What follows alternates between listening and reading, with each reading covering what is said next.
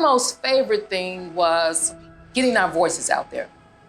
We had one common theme, and it was those children. We laughed together, we cried together, we became one big family because we all love what we do with a passion.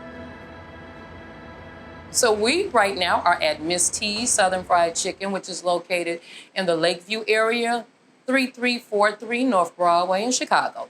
My last name is Tanner, so we said Miss T's. And I've been here for almost 6 years. Before here, I was with SEIU, Local 880 at the time it was. Started in 1996, I want to say it was. That's tearful. To this day, it's tearful. Yeah. Give me a napkin, would you please? I already know what's gonna happen. My good napkins. My own camera napkin. Don't give me a paper towel. When we first started out, we were not recognized as child care providers. We were recognized as babysitters. You know, I had a degree in early childhood. I actually had teachers at my daycare. We taught the kids. We had been in, I want to say 8-9 months in from me doing childcare, and I had not gotten paid from the state. We weren't making any money. We wanted better things because we were teaching the children, working with them, taking them on trips and everything. Childcare providers are some of the most dedicated and committed women that I know. But really what was happening with the workforce in the 1990s was very low wages, no benefits. Healthcare was a big issue because if they got sick, there was nothing. The rates that the state was paying to child care providers in the child care assistance program all over the state were incredibly low. And for a long day, most providers were operating from 6 o'clock in the morning until 6 p.m. at night. Well, I never heard of the union until someone knocked on my door and we sat on the sofa and she began to talk about organizing and that child care providers are having a lot of problems and that it's better for us to organize. It took a little convincing, but I thought about it, I prayed about it, and so she came back again and she said, will you come to our Saturday meeting? I said, yes, I'll come. When we decided to do family child care organizing, there was no model. They're women working in their homes. They may or may not have an assistant, but our National Labor Relations Act doesn't cover them.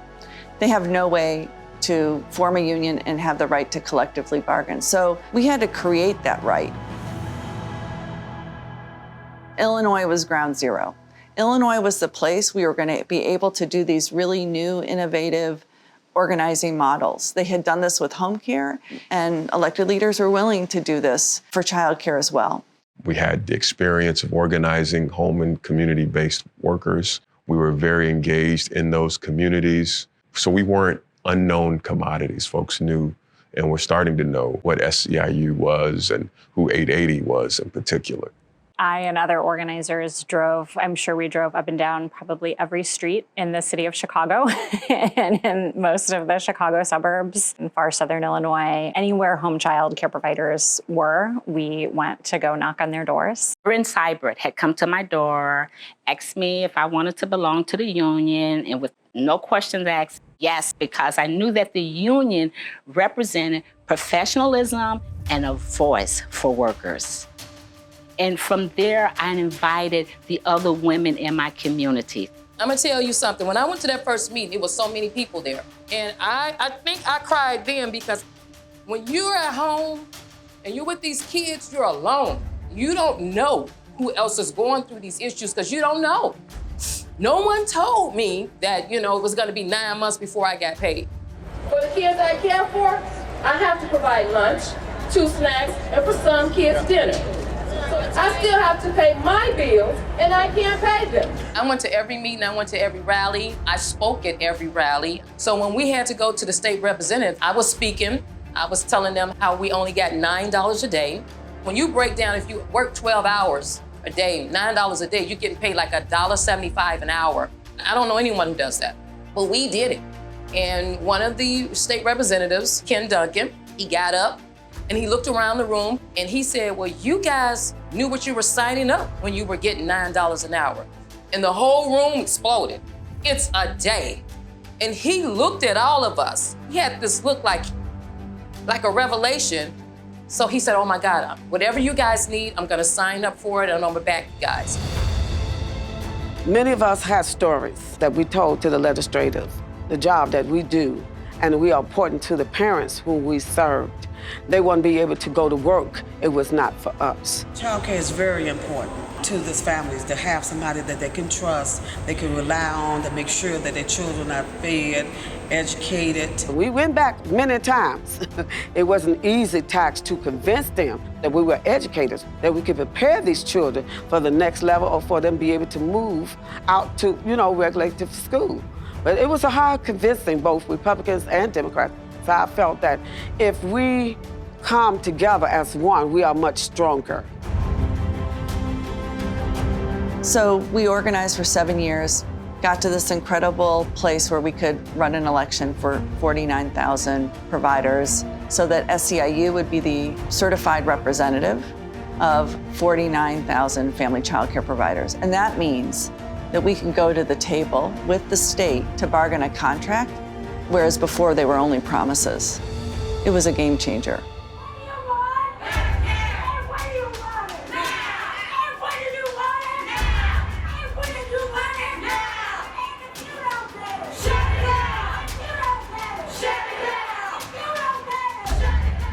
The state wasn't offering us insurance. We wasn't gonna settle until we got that insurance. I opened my home daycare in 2009, and I started working and getting involved with the union in 2010. Okay, sentado. This is easy, Miss Carmen. Is that easy? What? ¿Por qué easy? Yeah. You're not just the person that is taking care of these kids. You are taking care of also the family, the parents, and you are taking care of children that live in your community. The work that you do goes far and beyond, not just taking care of them in your house 8, 9, 10 hours, but it spreads outside in the community, because then you get involved taking them to the school and pick them up and talking to the teacher, and then most of these families will have problems, legal problems, difficult problems, and they go to you for help. So you need to be informed of everything that is outside, all these resources, legal things, and I love it. Yes. Childcare matters! Childcare matters! Well, we are out here today because we're trying to fight to protect the programs that Bruce Rauner, our governor, is trying to cut. Almost instantly, one of the first things that Bruce Rauner did as governor of Illinois was implement huge and drastic cuts to the child care assistance program. His goal was to dismantle the program. Eligibility levels in CCAP were cut so dramatically by Governor Rauner that a mother working full-time, earning minimum wage, earned too much to qualify for CCAP. It's putting me as a single parent and millions others in a bad predicament. Yo personalmente tendría que dejar de trabajar. People, just didn't have the experience of politicians being quite that openly violent against kind of public programs that people depended on. Governor Rauner, please save childcare. Child care providers knew that this was a critical moment, not just to fight for what child care providers needed, but it was a moment that we had to fight for the right of child care providers to continue to exist and serve families. Governor Rauner, red childcare! We are here! We are here! Protesters counted their message first at the governor's mansion and then at the state fairgrounds. The protest was organized by SEIU and unions representing child care home workers. We did a lot of actions as a union, which was fun. It was actually fun. We did speak outs where we would go to the park and let the governor know, repair the budget. Billionaire governor, you have 9 homes. Can't you find some business skills to raise that revenue? One remarkable action to Springfield against Rauner, we took like 45, 50 buses. More than 2,000 children and parents and providers, all the floors of the Capitol full with people and music. Oh my world, this is people's territory. It really forced us to build public support and kind of brought the issue of childcare to the public attention. You know, the work that we do is very important because we are educating our children of our communities.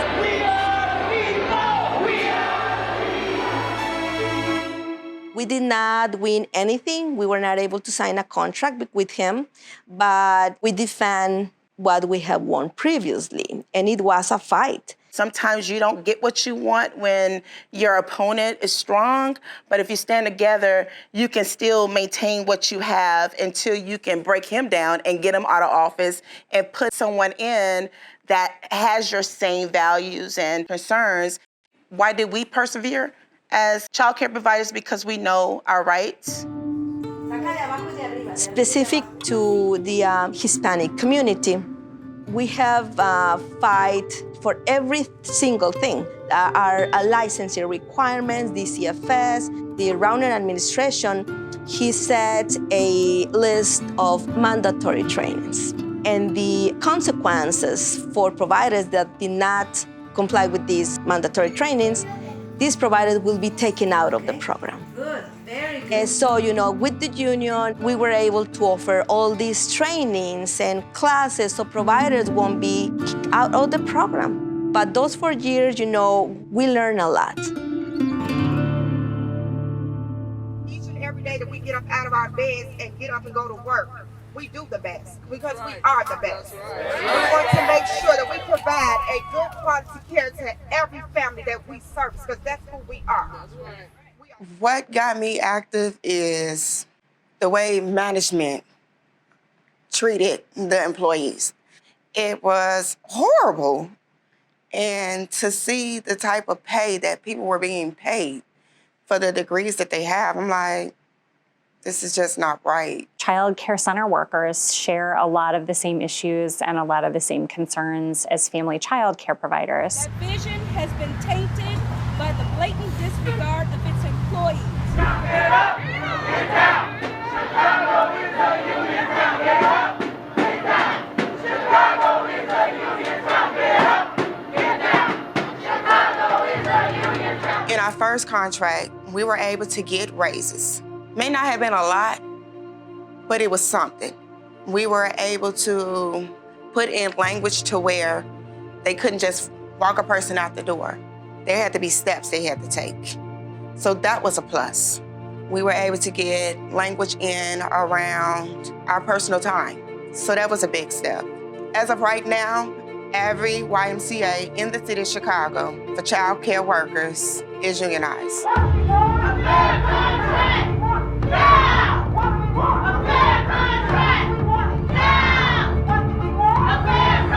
Too many child care center workers are living at or below the poverty line. They're earning minimum wage or near minimum wage, despite having, you know, the same credentials as many public school teachers. 130 employees represented by the Service Employees International Union are expected to walk off the job and begin walking picket lines right now, as we can see here and all around the city. I said it's gonna take all of us to literally shut the YMCA down for them to feel us. We gotta hit them where it hurts.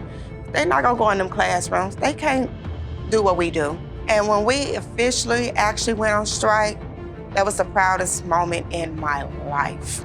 Because we were actually the first child care center in history in the city of Chicago to go on strike.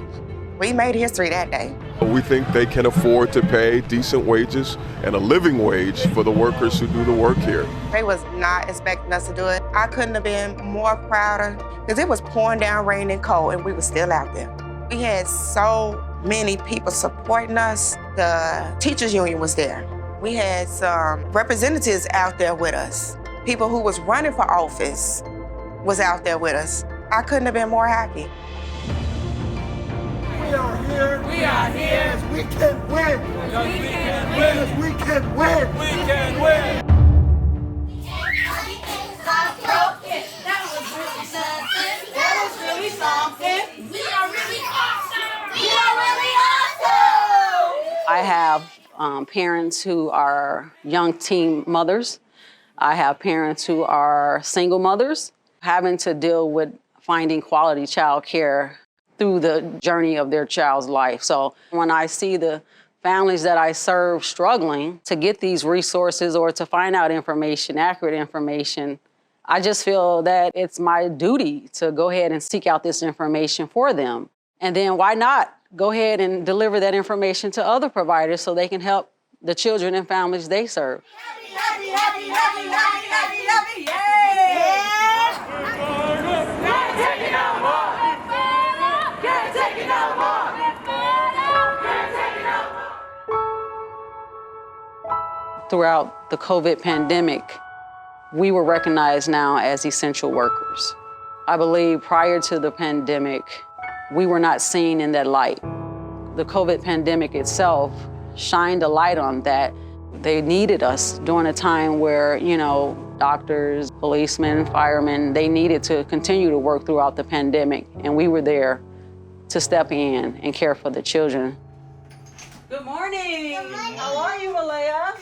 How's your night? Home child care providers and child care center workers were extremely worried about how they were going to protect themselves, how they were going to protect their families. I bought tons of PPE, plastic dividers, daily temperature checks. So children started coming back slowly. And before you knew it, when the CPS school district started saying that children were going to remote learn, the parents got afraid. They didn't know if they were going to be able to do that with their children. So when CTU had reached out to me to be a part of their committee around remote learning, I jumped at the opportunity. Good morning, everyone, and thanks for including me in the conversation today.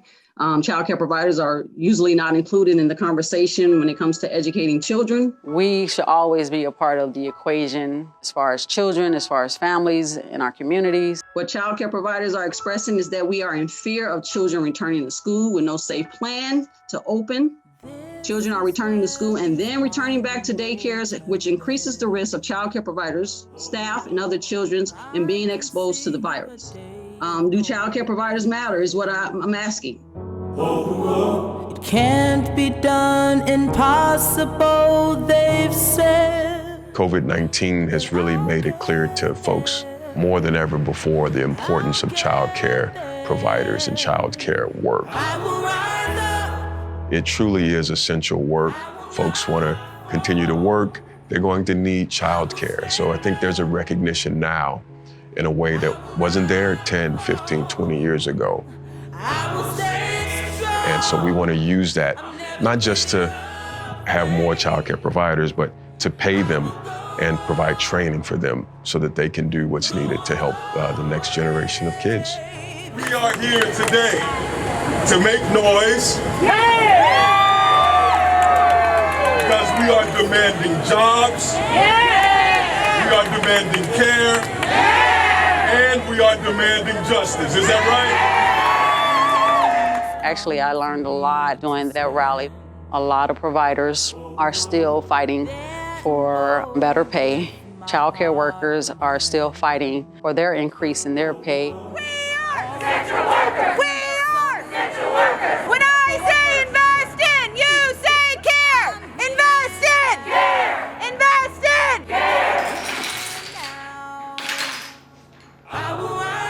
Care! So during the pandemic, first responders and other essential workers had free child care. So it was paid. It shined the light on being able to cover the costs of child care without any stipulations in income.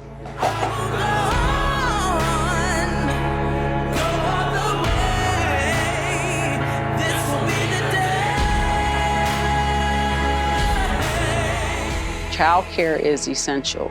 So why not have child care for all, for everyone? Right now, SEIU, we're working on a campaign to get recognized that child care for all is needed for everyone, regardless of income. We need it. We're going to continue to have people have babies. So, and people are going to work.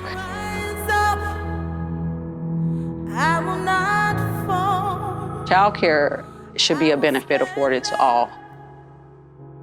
I will not fall. I will stay strong. never giving